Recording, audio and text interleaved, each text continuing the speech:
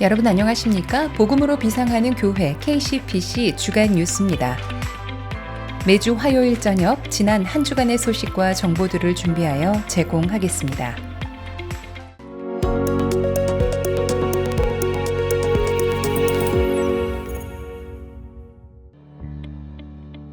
첫 번째 소식입니다. 참 반가운 소식입니다. KCPC는 CDC 가이드라인을 준수하여 완화된 교회 오픈 시행 내용 3.5단계를 발표했습니다. 앞으로의 모든 예배에는 사전 신청이나 입장 시 명단 확인 절차가 없이 참석이 가능하며 참석 시 6피트 거리두기 없이 앉으실 수 있고 한 자리 거리두기만 유지합니다. 백신 미접종자 성도님들을 위해서는 입장 라인을 구분하여 이름과 전화번호를 기재한 후 안내위원들의 안내를 따라주시기 부탁드리며 앞으로 청소년 예배는 현장 오픈 예배로 주일학교 자녀들은 현장 예배 없이 온라인으로 또는 부모와 함께 장년 예배를 드릴 수 있게 됩니다.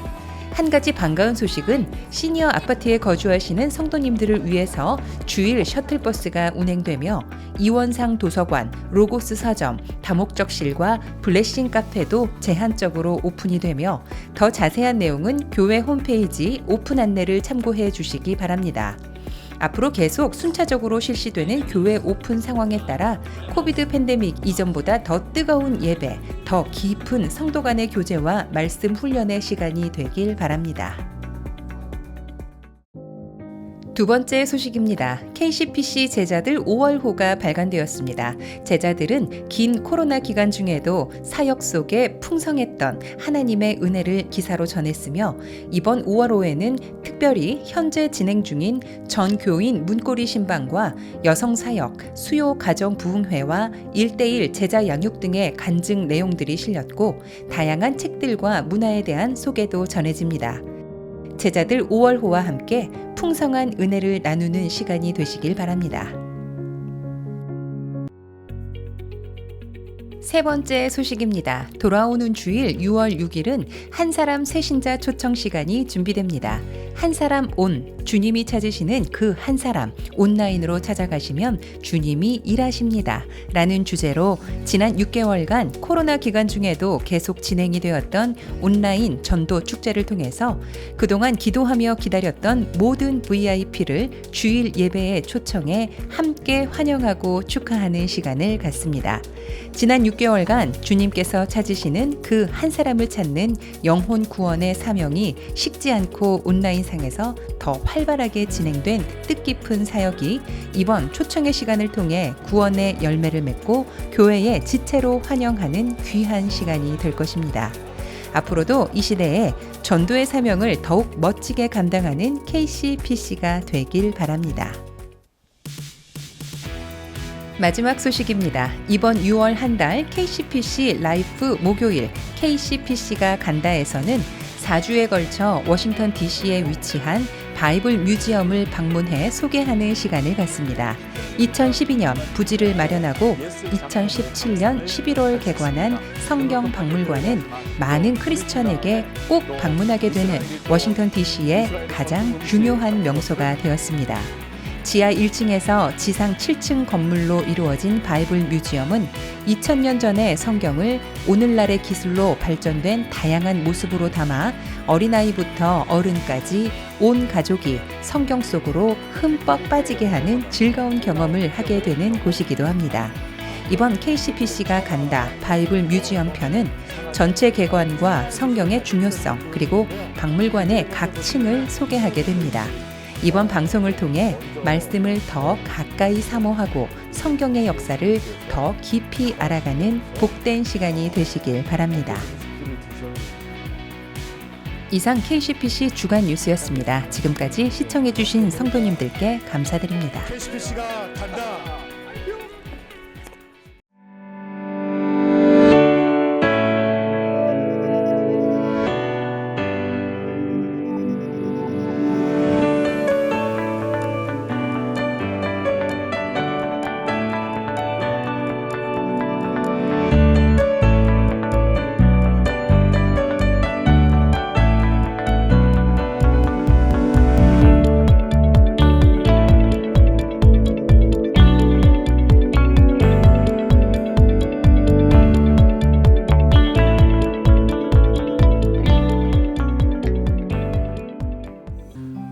우리 사랑하는 성도님들 한 주간 평안히 잘 지내셨나요? 오늘은 6월 1일 6월 첫날입니다. 이제 봄날이 거의 다 지나가고 여름을 준비해야 되는 이런 시기가 되었습니다.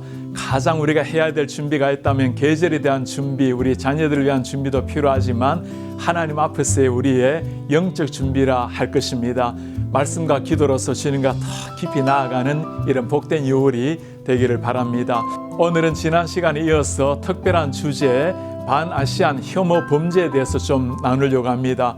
참 무거운 주제이지만 그러나 이런 상황 앞에서 우리 그리스도인들이 어떤 식으로 성경적으로 이해하고 또 어떻게 사회 현상적으로 이해할지 또 세상의 접근과 달리 우리 그리스도인들은 어떤 식으로 접근해야 될지 함께 대화를 나누려고 합니다. 지역에서 참 사랑받고 존경받는 목사님들, 펠로시교회 김대영 목사님, 베들교회 백신종 목사님을 모시고 함께 대화하면서 우리 성도님들 함께 기도하고 하나님이 원하시는 해답을 함께 찾아가 보기를 바랍니다. 우리 떨어져 있지만 두 분을 위해서 자리에서 박수를 한번 모시겠습니다.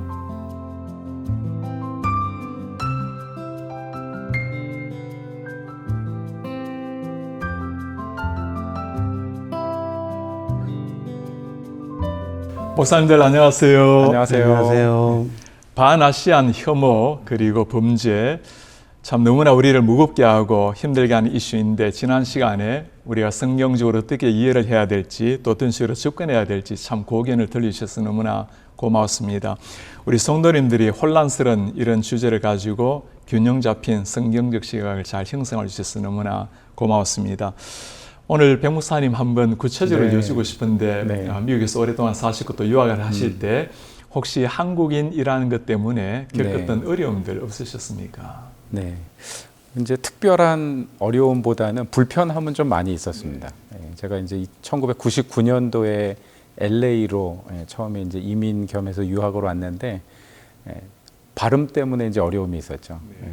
수업 시간에 뭐 엘리사의 시종의 이름이 뭐냐 그런데 이제 미국 학생들이 답을 못 맞추더라고요. 제가 개하시 근데 못 알아듣는 게 교수님이 몇 번을 개하시 그리고 또 이제 뭐 상점에 가서 배터리 사려고 들어갔는데 계속 이분이 뭐라고 얘기하면서 그래서 너무 속이 상하고 불편하니까 그냥 안 사고 얼굴이 벌개지면서 이렇게 돌아서 나왔던 뭐 그런 불편함들이 좀 있었던 것 같고요. 하나는 제가 이제 그 2001년도에 워싱턴 중앙장로교회 섬길 때 게인스빌에서 잠시 살았던 적이 있는데 한겨울이었습니다. 눈이 많이 내렸던 해였고 저희 바로 앞집에 그 할머니 한 분이 미국 백인 할머니 한 분이 혼자 사시는 걸 알았기 때문에 제가 이제 눈을 치우다가 그분 눈도 치워줘야 되겠다. 그래서 이제 열심히 그분 문 앞에 눈을 치워드리고 있었는데 이분이 이제 문을 살짝 이렇게 여시면서 저는 이제 뭐 고맙다, 땡큐 이렇게 얘기할 줄 알았는데 저한테 뭐라 그러시냐면 내가 어렸을 때는 우리 집 하인이 다 치워줬어 이러면서 문을 닫으시는 거예요. 그때 막 너무 화가 나고 좀 이렇게 분노가 되어서 내가 다시는 눈을 안 치워줘야지 이렇게 좀 마음을 먹었었는데 그리고 얼마 있다가 영화를 한 편 봤습니다. Remember the Titan이라고 하는 미국의 70년대 이제 그 백인 학교, 흑인 학교가 이렇게 멀지되면서 풋볼 팀의 이야기인데 그 시대적인 상황을 이해하고 나니까 그 할머니의 그런 표현들이 이해가 되더라고요. 또 나이도 많으시고 그래서 조금 더 이렇게 이해하고 마음으로 품는 계기도 있었습니다. 네, 제가 유학할 때 한 노 교수님이 들려주신 말씀이 기억납니다. 당신께서 예전에 수업을 할 때는 백인들은 안에서 수업하고 흑인들은 밖에서 수업을 했다는 이야기를 하면서 그 시절 돌아보면서 굉장히 가끔 눈물 흘리면서 우리 흑인 학생한테 미안하다고 그렇게 했던 기억이 있습니다. 어쩌면 다 타인종에 대한 그런 시각은 한 사람의 문제뿐만 아니라 그 시대적 산물 정서가 아닌가라는 생각도 하게 됩니다. 우리 김대영 목사님께서는 중국에서 오랜 세월 선교사님으로 섬기셨는데 중국에는 우리 한인들 좋아하실 것 같은데 어떠셨어요? 네, 그렇죠. 제가 선교를 할 때만 해도 이제 막 한류가 동남아시아를 중심으로 해서 시작되었던 무렵이었기 때문에 제가 예를 들면 버스를 타면 집사람하고 한국말로 대화를 하면 주변에 있는 사람들이 다 호기심 어린 눈으로 저를 쳐다봅니다. 그래서 오히려 어떤 면에서는 한국인이라는 이유 때문에 차별받았다기보다는 오히려 더 귀하게 생각해주는 그런 부분이 있었는데 다만 선교적 활동을 하다 보니까 이제 그런 데 대한 어려움이 많이 있었던 건 이제 사실이죠. 네. 지난 시간에는 우리 반아시안 혐오 사상에 대해서 성경적 접근에 대해서 조금 말씀 나누었는데 사회적인 현상으로도 볼 수 있는 시각은 많을 것 같습니다. 목사님 어떤 식으로 바라보십니까? 일단은 뭐 미국 사회를 보면은 사실 아시안 이민자들을 어떤 하나의 큰 집단으로 이렇게 보고 있거든요. 근데 사실은 이제 아시안이라고 하는 민족이 49개국 이상의 수많은 민족들이 다양한 언어를 사용하면서 모여 있는 집단입니다. 그러니까 사실은 이제 그런 부분을 그냥 하나의 아시안이라고 하는 어떤 그런 캐테고리로 묶어서 보다 보니까 미국 사회가 느끼는 어떤 긴장감 그런 것들이 좀 있는 것 같아요. 왜냐하면 사실 이 미국 내에서 여러 인종 중에서 가장 빠르게 성장하는 바로 인종이 이제 아시안이라는 보고가 있거든요. 왜냐하면 사실 뭐 인도 분들도 그렇고 우리 아시안들이 자녀도 많이 낳고 또 어떻게 보면 교육열이 높기 때문에 좋은 학교에 입학하는 그런 비율도 상당히 높은 거죠. 이제 그러다 보니까 상대적인 어떤 박탈감 이런 것들을 좀 느끼게 되고요. 또 직장에서도 요즘 아시안들이 이제 취직도 잘하고 승진도 빠르고 이런 것을 보면서 어떤 아시안 사회를 향한 경계심 이런 것들은 굉장히 좀 고조되고 있지 않나 그런 생각을 좀 하게 됩니다. 그래서 그런 부분에서 어떤 사회적인 반응 또 하나는 이 아시안들이 가지고 있는 뭐 지난 시간에도 말씀드렸지만 고유한 배타성이 있거든요. 다른 민족에 대한. 근데 사실 어떤 혐오나 폭력 이런 것들은 다 좀 상호적인 어떤 부분들이 있기 때문에 사실 우리 아시안들이 이 사회에서 우리도 모르게 풍겨내는 그런 배타성이 결국은 이런 사회적인 현상을 몰고 오지 않았나 이런 자성의 또 계기도 삼을 수 있다고 생각을 합니다.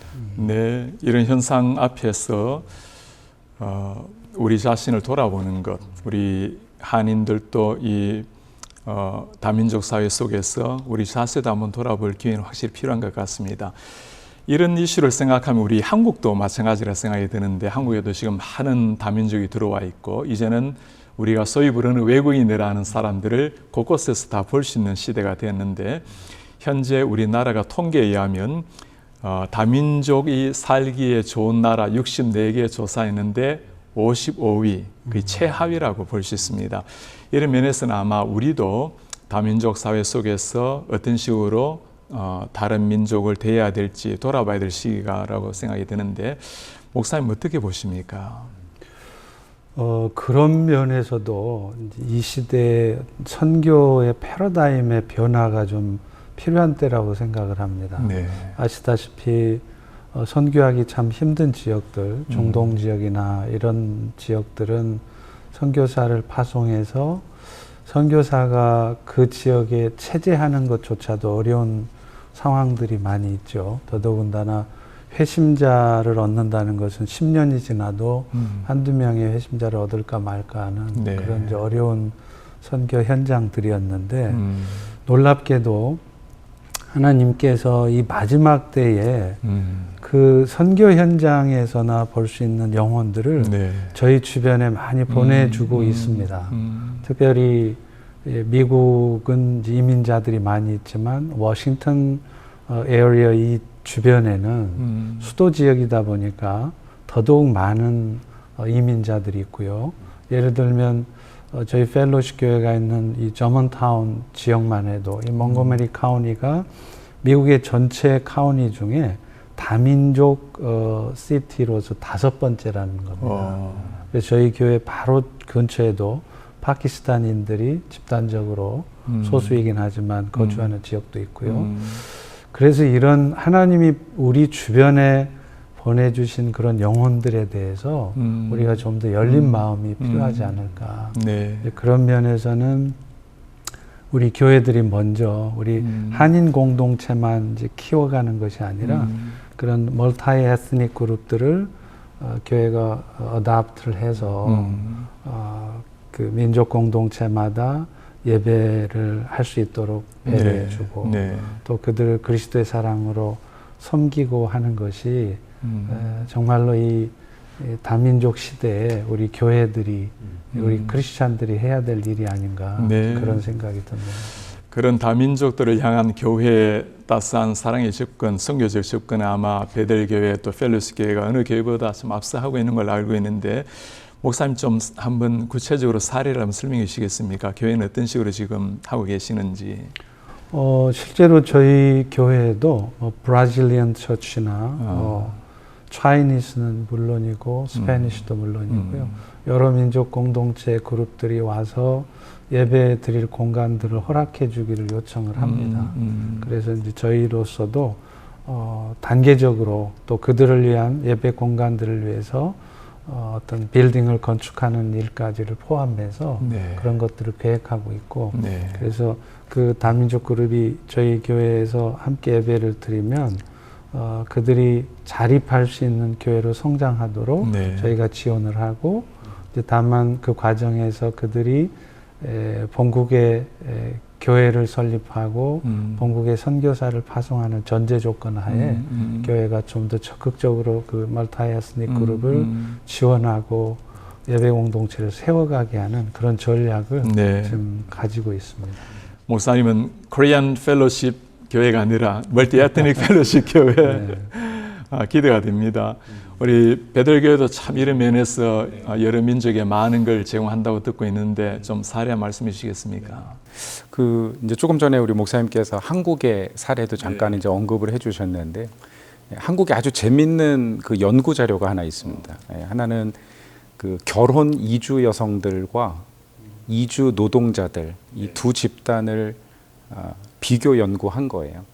그래서 이제 사실 우리가 다문화주의와 어떤 동화주의, 그러니까 다문화 사회가 가지고 있는 어떤 두 가지 큰 정책적인 어떤 그런 포커스라고 볼 수 있는데 동화주의는 언어와 문화를 완전히 섞어서 하나로 만들어내려고 하는 것이고 다문화주의는 이제 우리 미국 사회처럼 이제 샐러드 바라고 얘기하죠. 각각의 독특성을 가지고 살아가는 것인데 질문을 했어요. 어떤 정책이 한국 사회에 더 적합한가?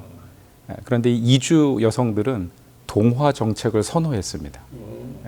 근데 노동자들은 오히려 다문화 정책을 선호하는. 근데 그걸 해석해내는 이 교수님이 뭐라고 적었냐면 결국 이것이 한국 사회 차별을 보여주고 있다. 왜냐하면 여기 정착해서 결혼해서 살아가는 결혼 이주 여성들이 너무나 많은 사회적인 차별과 어떤 편견 속에 살아가다 보니까 차라리 빨리 동화되고 싶은 거예요. 그런 어떤 표현들을 얘기하면서 그 논문의 결론이 아주 흥미로웠습니다. 한 사회가 정말 더불어 살아갈 수 있는 사회가 되기 위해서는 이 두 가지의 균형이 필요하다. 그래서 그 균형을 이룰 수 있는 방안 중에 하나가 뭐냐면 우리 한인들은 한인들과의 교제도 풍성하게 일어나야 되지만 이 주류 사회, 다른 민족과의 교제도 필요하다는 것이죠. 그러니까 한국에 와 있는 이주민들 역시 자기 민족들하고의 교제도 필요하고 한국 사회와의 교제도 필요하다. 저희는 베들교회도 좀 그런 기회들을 성도들에게 좀 제공해주고 싶다 이런 생각을 많이 하게 됐습니다. 그래서 먼저는 이제 최근에 저희가 브리지웨이 교회라고 이제 미국 교회인데 함께 연합해서 백신 드라이브를 하면서 저희 봉사자들이 함께 같이 봉사했어요. 미국 교회 봉사자들과 우리 한인 교회 봉사자들이 함께 두 컨그리게이션뿐만 아니라 두 지역 주민들을 위해서 백신 드라이브를 같이 하면서 그러니까 교인들이 이번에 너무 좋아하시는 거예요. 아니면 만나볼 같은 크리스찬이고 우리가 언어와 뭐 이렇게 외모만 다르지 같은 신앙을 가지고 있는데 함께 있어서 감사하다. 이제 그런 이야기들을 많이 해주셨고요. 저는 이제 2015년에 제가 부임해서 16년에 이제 건축 계획을 놓고 기도를 했습니다. 저희 교회가 2001년도에 교회가 한참 부흥하면서 건축 계획을 세웠는데 그게 이제 한 15년 이상 지연이 되고 뭐 그동안에 많이 변경이 있었고요. 그러다가 이제 지어야 될 거냐 말아야 될 거냐를 놓고 기도하던 중에 하나님이 어떤 그런 강한 좀 비전을 주셨어요. 한인교회가 우리도 미국 교회 빌려서 시작을 했는데 그런 소수민족 교회들이 예배할 수 있는 공간을 이제는 좀 제공해 줄 때가 되지 않았는가. 교회가 보면 저희도 지금 뭐 지어놓고 나니까 공간이 또 없어요. 이걸 어떻게 빌려줄까 이렇게 고민하는데 저희는 처음부터 2시 이후에는 이 베델 프라미스 센터 지금 이 건물은 우리 교회는 사용하지 않는다. 그래서 소수민족 교회의 개척과 어떤 성장을 지원하고 더불어서 우리가 그 민족을 선교하는 일을 우리 같이 손잡고 기도하면서 같이 해나가자 이런 비전을 제시를 했는데 교인들이 굉장히 그 비전에 공감해 주시고 함께 헌신해 주셔서 기대를 하고 있습니다. 그런데 이제 2019년 이제 저희가 완공하고 1년 준비 기간을 갖고 하자 그랬는데 바로 코비드가 터지는 바람에 저희도 이제 올해 계획은 연말까지 그런 공동체를 우리가 연결이 되어서 함께 예배하는 그런 교회를 좀 꿈꾸고 있습니다. 네. 이번에 우리 코로나 상황 때문에 백신 드라이브는 참 많은 우리 한인교회가 저희를 비롯해서 많이 동참하고 있는데 참 우리 교인들뿐만 아니라 지역에도 선한 영향력을 많이 준 것 같습니다. 우리 아시안 혐오 또 폭력을 이제 마감하면서 대화를 마감하면서 모든 이런 현상의 근간에는 하나님으로부터 벗어난 인간의 모습, 하나님과 단절된 인간의 범죄로 말미암아 나타나는 현상이라면 아마 그에 대한 근본적인 해답 역시도 복음 안에서 찾아야 된다 생각이 듭니다. 이런 시점에 우리 목사님들 결국에 우리가 돌아야 될 것이 예수 그리스도요 복음이라면 복음만이 진정한 인간을 변화시키고 변화된 인간이 변화된 세상을 만들어낼 수 있다면 목사님들 우리 성도님들께 복음 전파를 위해서 한마디 한번 해주십시오. 네, 목사님 말씀하신 대로 정말 사람이 변해야 세상이 변합니다. 근데 그 세상은 결국은 그리스도인들이 하나의 미랄이 되어서 우리 자신을 희생하고 섬길 때 변한다고 생각이 되거든요. 그래서 저는 복음을 위한 미랄이 되어서 복음 증거자로서 또 이 사회 밑거름으로서 우리 모든 성도들이 삶의 현장에서 섬겨주신다면 그런 어떤 복음의 증거를 통해서 사회가 변하고 세상이 변하지 않을까 싶습니다. 네. 우리의 분노의 목소리를 좀 내려놓고 복음 전파의 희생으로 나아가자. 네. 목사님 한마디 해주시겠습니까? 네, 마지막 때가 되면 사랑이 식어지고 불법이 성한다고 했는데 그런 차원에서 이런 에이시안 범죄 문제도 다룰 수 있을 것 같고요. 네. 그렇다면 우리 교회가 할 수 있는 일은 이런 때일수록 오히려 우리가 받은 십자가의 사랑을 기억하면서 그들에게 흔들림 없이 각자의 위치에서 그리스도의 사랑을 나타내는 것이 그것이 아마 거의 유일하고 가장 정확한 답이 아닐까 그런 생각을 합니다. 네, 우리 모든 성도님들 가슴 속에 이 그리스도의 사랑, 십자가의 정신이 새겨져서 그것으로 극복해내고 극복뿐만 아니라 세상을 아름답게 변화시켜 나가는 이런 기회로 삼으면 좋겠습니다. 목사님 오늘 너무나 귀한 말씀 들으셔서 고맙습니다. 감사합니다.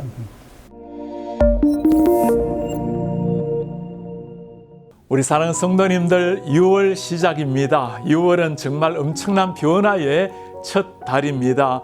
이제 많이 팬데믹 이후에 제재가 풀리게 되었고 우리 교회에도 예배라든가 교회 출입에 대해서 많은 제재가 풀리고 완화되게 되었습니다. 우리의 삶이 노멀로 돌아가는 어쩌면 첫 단추의 시작이라고 볼 수 있겠습니다. 무엇보다도 하나님 앞에 깊이 나아가는 예배자로 다시금 비상해야 될 때가 되었습니다. 우리 성도님뿐만 아니라 우리 사랑하는 자녀들 온 식구가 가정에서 하나님 앞에 예배가 회복이 되고 그리고 주일날 현장 예배가 완전히 회복되어서 우리의 영혼이 일어나서 비상하는 이런 6월의 첫 시작되기를 주의 이름으로 축복합니다.